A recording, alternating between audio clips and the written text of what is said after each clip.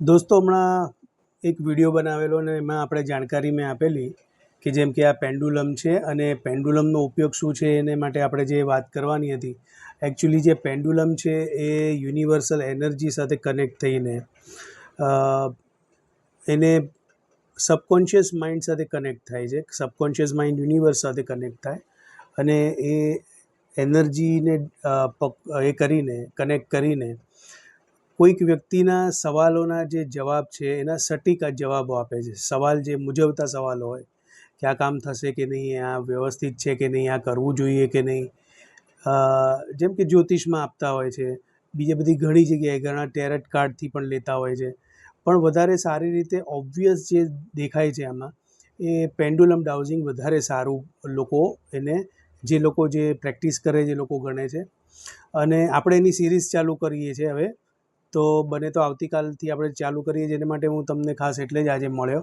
જેમ કે જો હું ઉદાહરણ આપું છું આનું, તમે જોશો તો જો આ છે ને એના મુમેન્ટ પ્રમાણે સામેવાળાને જવાબ મળે છે.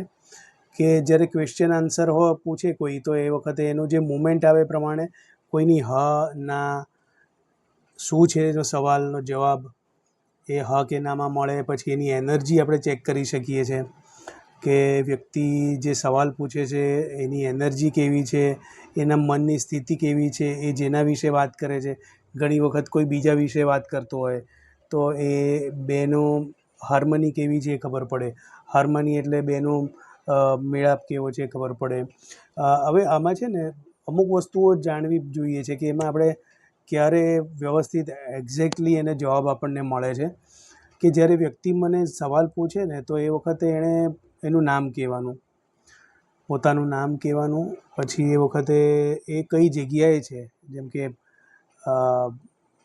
ભારતમાં છે કે ભારતની બહાર છે, અને ભારતમાં છે તો કયા શહેરમાં છે, એટલે એનું અક્ષાંશ રેખાંશ ખબર પડે.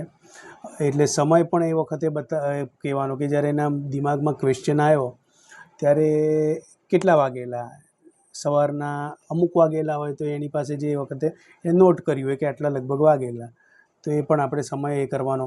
પછી જો વધારે સારો જે જવાબ છે એનો પર્ટિક્યુલર એનું કહેવાય ને કે એક્ઝેક્ટ એનું એ કરવા માટે એક બીજો પણ એ છે કે હું આ દિશામાં પ્રશ્ન પૂછતી વખતે મારું મોં હતું, મારું આમ આંખ બંધ કરીને મેં જ્યારે પ્રશ્ન પૂછ્યો ત્યારે મારું મોં પૂર્વ, પશ્ચિમ, ઉત્તર કે દક્ષિણ તરફ હતું.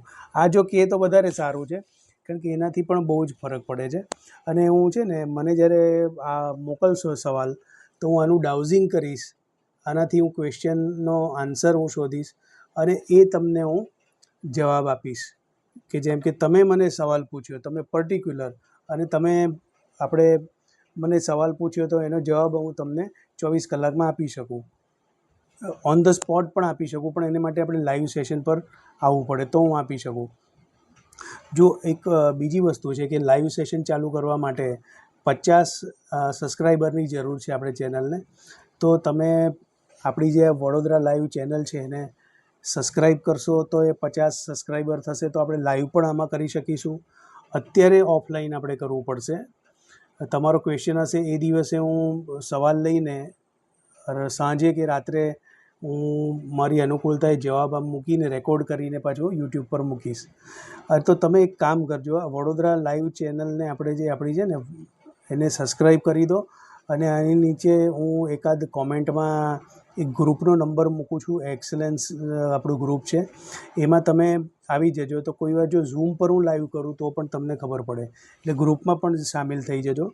અને મારી એક બીજી ચેનલ છે ધી રાજેશ સ્ટાર્ટ, પણ એ હિન્દીમાં એ મૂકેલી છે અને એમાં હજુ આવું બધું નથી એ કરવું, હજુ હું પેન્ડુલમનું નથી એમાં લઈ રહ્યો. પણ જો એને પણ જો તમે લાઈવ એ કરશો લાઈક, તો એ પણ આપણે એના પર આપણે આગળ વિડીયો મૂકીશું. તો જો ખાસ આ જ વસ્તુ કહેવાની છે કે તમે પહેલાં તો આપણું વડોદરા લાઈવ જે ચેનલ જોઈ રહ્યા છો એને સબસ્ક્રાઈબ કરો, એટલે આપણા 50ની ઉપર થાય એટલે આપણે લાઈવ કરી શકીએ. ત્યાં સુધી આપણે ઓફલાઈન સવાલ તમે મને પૂછો એના માટે ગ્રુપમાં આવી જાઓ. મારો નંબર આમ તમે નોટ કરી લો, આપણે બેની લોકોને વાત કરવા માટે. મોબાઈલ નંબર છે 7990762764, 7990762764. અને આ નંબર પર તમે વોટ્સઅપ જે છે એમાં પણ તમે મને ડાયરેક્ટ પ્રશ્ન પૂછી શકશો અને પછી હું તમને ગ્રુપમાં લઈ લઈશ અથવા લિંક મોકલી દઈશ. તો તમે આ રીતે આપણે કનેક્ટ રહીશું અને પછી આગળ લાઈવ પણ કરીશું. તો દોસ્તો મળીએ છીએ બીજા વિડીયોમાં.